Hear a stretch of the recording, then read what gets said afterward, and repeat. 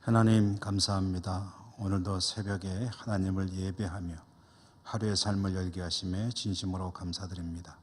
우리 예배를 기쁘게 받아주시고 은혜 내려 주시옵소서. 예수님 이름으로 감사하고 기도드립니다. 아멘. 찬송가 96장입니다.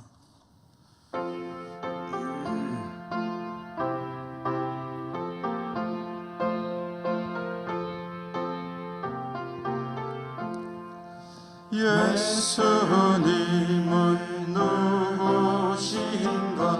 우는 자의 위로와 없는 자의 풍성이며 전한 자의 높음과 잡힌 자의 노임되고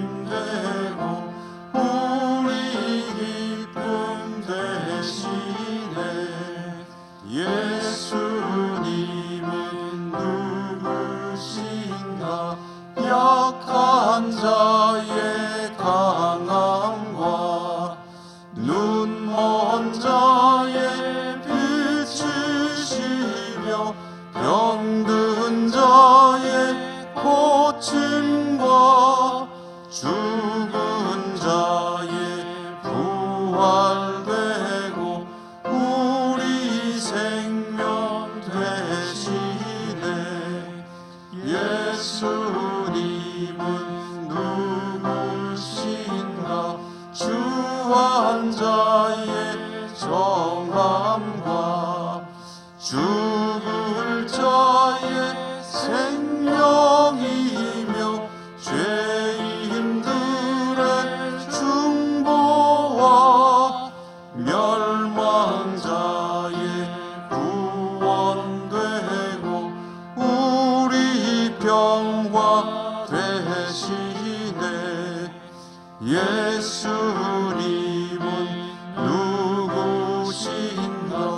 온 교회의 머리와 온 세상의 구주시며 모든 왕의 왕이요 심판하실 주님 되고 우리 영광 되시네.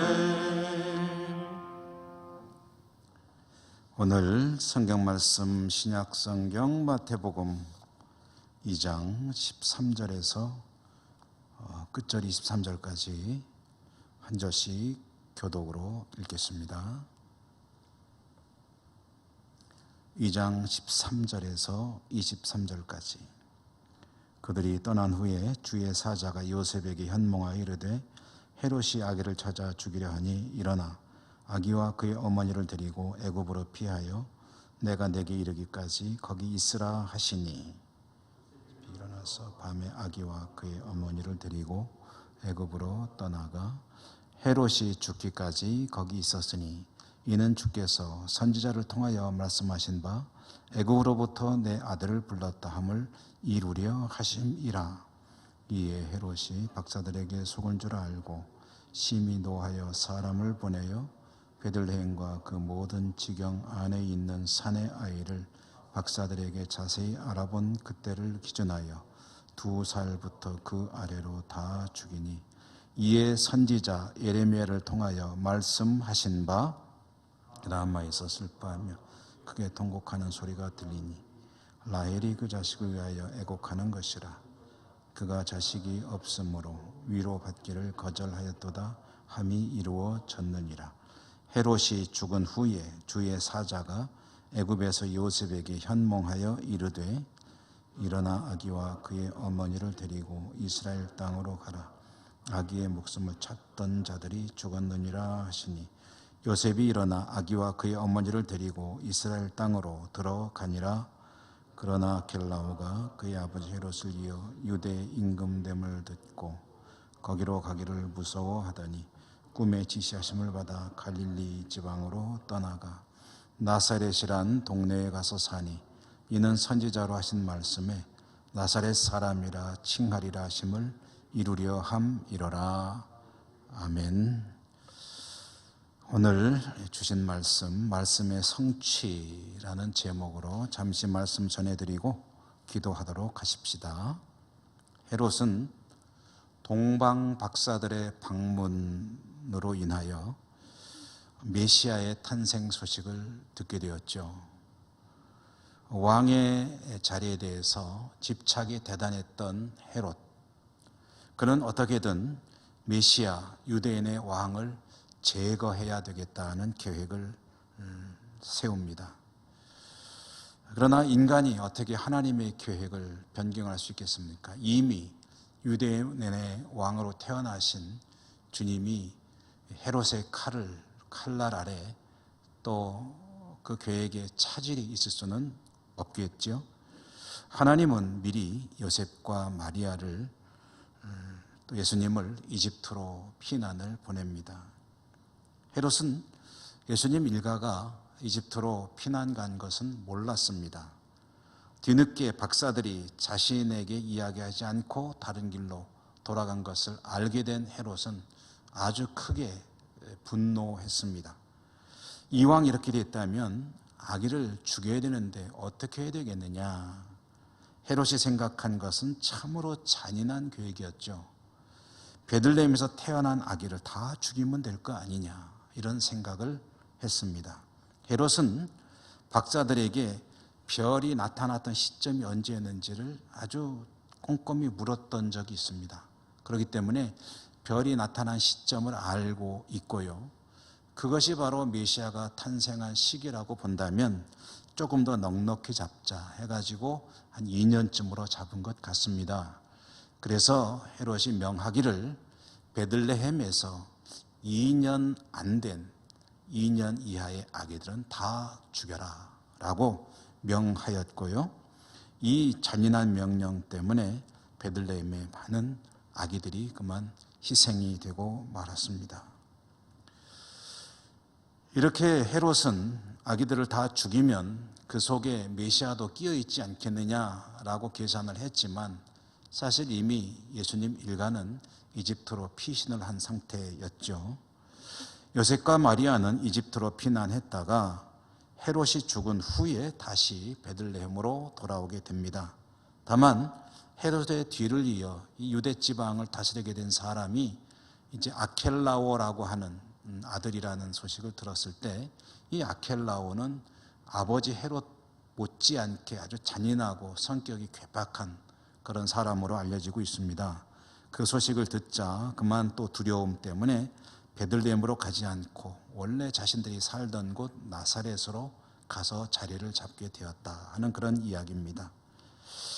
오늘 성경을 읽다 보면 유독 자주 등장하는 표현이 있습니다. 그것은 선지자를 통하여 하신 말씀을 이루려는 것이었다라는 그런 대목입니다. 선지자를 통하여 하신 말씀을 이루려는 것이었다. 오늘 이 짧은 본문 속에도 이 3번이나 이 표현이 등장하는데요. 이게 무슨 의미겠습니까? 이와 같은 일들이 있게 될 것임은 이미 하나님께서 선지자를 통하여 예고하신 것이고 선지자를 통하여 예고하신 하나님 말씀이 이미 예고하셨던 그 말씀들이 지금 이루어지고 있는 것이다 라는 이야기를 전해주는 거죠. 그러므로 오늘 말씀 속에서 우리가 보게 되는 것은 하나님께서 말씀을 이루어 나가시는 과정, 그 한 대목을 보고 있는 것이다, 이렇게 이야기해도 되겠습니다. 예수님께서 오셔서 메시아로 구원의 역사를 펼치시려고 할 때 이것을 가장 강력하게 방해한 사람 중에 하나가 바로 헤롯이죠. 헤롯은 치밀한 사람이었습니다. 어떻게든 예수님을 제거하려고 있는 힘을 다합니다. 그러나 이미 유대인의 왕이신 예수님은 해를 입으실 수가 없죠. 그러므로 이집트로 피난을 했는데 이것은 사실은 대단히 불편한 일입니다. 예수님께서 베들레헴에서 별일 없이 성장하셨다면 좋았겠죠. 그러나 이집트까지 이 일가가 피난을 갔다 와야 된다는 것, 그것은 대단히 불편한 일이었습니다만은, 그러나 이 불편한 일 가운데도 하나님의 역사가 있음을 또한 알게 됩니다. 하나님의 큰 그림이죠. 이집트로 피난하는 바람에 불편은 있었지만 하나님의 구원의 역사에는 별 차질은 없었고, 오히려 예수님 일가가 이집트로 피난하면서 그것이 계기가 되어서 이집트에는 아주 독특하고도 고유한 한 뿌리의 기독교가 자리를 잡게 되었습니다. 보통 콥틱 처치라고 하는 독특한 기독교 교파인데요. 이집트라고 하는 나라는 사실은 이슬람 국가이기도 하고 이슬람 국가들 중에서도 정신적인 지주라고 할 수 있는 그런 나라입니다. 그런데 그 이슬람의 중심인 이 이집트라고 하는 나라에 기독교가 뿌리를 내리게 되었고, 그리고 지금도 그들은 예수님께서 피난 오셨던 자리들이라고 하면서 그것을 거룩하게 구별해서 관리하고 있음을 볼 수가 있습니다. 이것은 사실 예수님 일가에게는 대단히 불편한 일이었지만, 그러나 또 이집트 민족을 사랑하시는 하나님의 역사 중에 하나라고 할 수가 있겠는데요. 헤롯이 아무리 방해를 하려고 한다 해도 하나님의 말씀은 그대로 이루어집니다. 심지어는 수많은 아기들이 희생되는 일까지도 그대로 이루어집니다. 이것도 하나님께서 미리 예고하셨던 일입니다. 물론 이것은 하나님께서 하신 일은 아니죠. 인간의 잔인함이 빚어낸 참사입니다. 하나님은 이미 이것을 알고 계셨습니다. 그러나 묵묵히 하나님의 계획을 이루어가고 계시는 것도 볼 수가 있습니다. 여러분, 이 땅에는 참 지금도 수많은 비극이 있습니다. 그동안 역사 속에는 수많은 비극들이 있어 왔습니다. 때로는 우리가 하나님께 왜 그런 일들을 그대로 두시느냐고 항변을 할 때도 있죠. 하나님께서 그런 것들을 모르실 리가 있겠습니까? 그리고 하나님께서는 이런 일들을 보시면서 얼마나 마음이 아프시겠습니까? 그러나 하나님께서는 그런 가운데서도 묵묵히 하나님께서 가지고 계신 계획, 하나님의 구원의 역사를 이루고 가고 계신다는 것을 오늘 말씀이 또한 전해주고 있습니다. 산호라면 얼마나 아픈 일 많은지 모릅니다. 성도들도 힘겨운 일을 많이 겪으며 살게 되죠. 그리고 그럴 때마다 하나님께서 왜 이런 일들을 그냥 두십니까? 라고 외치고 싶을 때도 있겠죠. 그런데 그럴 때 어찌해야 되는가? 하나님은 이렇게 말씀하십니다. 의인은 오직 믿음으로 살리라.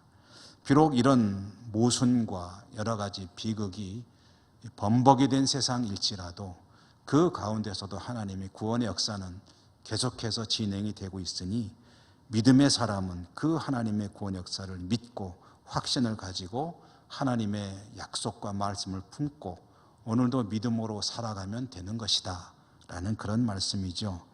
하나님의 말씀이 그대로 이루어지는 오늘 이 말씀의 장면들을 보면서 우리는 하나님께서 세상 역사가 어떻게 되어 가든 하나님께서 구원의 역사는 반드시 이루고 계신다 하는 것을 기억하면서 하나님 말씀, 하나님 약속 붙들고 오늘도 힘차게 살아가는 하루가 되어야겠습니다.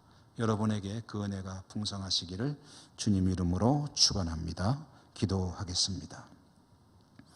하나님, 세상은 참으로 모순과 여러 가지 비합리적이고 불합리하고 하나님을 반하는 그런 일들이 끊임없이 벌어지지만 믿음의 사람들은 그 속에서도 하나님의 구원 역사가 이루어짐을 바라보며 믿음으로 살아야 한다. 하나님께서 말씀해 주십니다.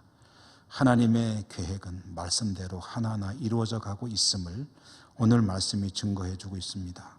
이제 그 믿음 가지고 여러 가지로 힘겨운 세상이지만 오늘도 세상에서 하나님 보시기에 좋은 믿음으로 살아가는 복된 하루 되게 하여 주옵소서. 예수님 이름으로 감사하고 기도드립니다. 아멘. 하늘에 계신 우리 아버지, 아버지의 이름을 거룩하게 하시며 아버지의 나라가 오게 하시며 아버지의 뜻이 하늘에서와 같이 땅에서도 이루어지게 하소서. 오늘 우리에게 일용할 양식을 주시고 우리가 우리에게 잘못한 사람을 용서하여 준 것 같이 우리 죄를 용서하여 주시고 우리를 시험에 빠지지 않게 하시고 악에서 구하소서. 나라와 권능과 영광이 영원히 아버지의 것입니다. 아멘. 여러분, 오늘도 기도하실 때 우리가 늘 기도하는 코로나를 위한 기도, 세계화 또 선교를 위한 기도, 우리의 전 땅을 위한 기도, 어려운 분들을 위한 중보의 기도, 또 교회 회복을 위한 기도는 물론 힘차게 드려주시기 바라고요. 또 이어서 여러분의 개인적인 기도도 하나님께 또 힘있게 드리시기 바랍니다. 다 같이 기도하십시다.